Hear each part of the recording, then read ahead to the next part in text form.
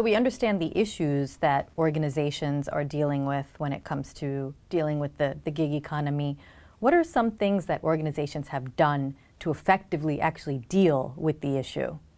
The first thing they have done is they've recognized that it is actually an issue that is worthy of being dealt with. And traditionally, HR folks think about their responsibilities limited to the heartbeats that are on the payroll. And if you broaden the thinking to the heartbeats that are in the building doing work, we now have a mindset shift, number one. Number two, we've left what we'll call contingent labor decisions to be more operational decisions. Well, whichever department needs it makes their own decisions.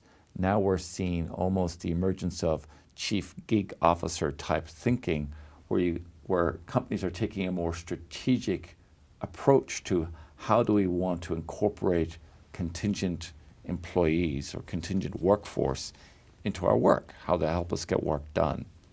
And I think that the third one is being a lot more cognizant of having policies that allow for an inclusion of contingent workers into the culture of the firm.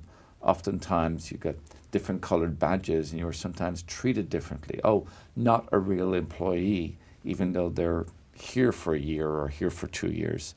And so recognizing that all folks, whatever their employment status might be, if you're part of the workforce and you're in the workplace, that everybody will be held to common standards of behavior and inclusion and consideration, etc., and not that we don't have almost a bias against gig economy workers versus other workers.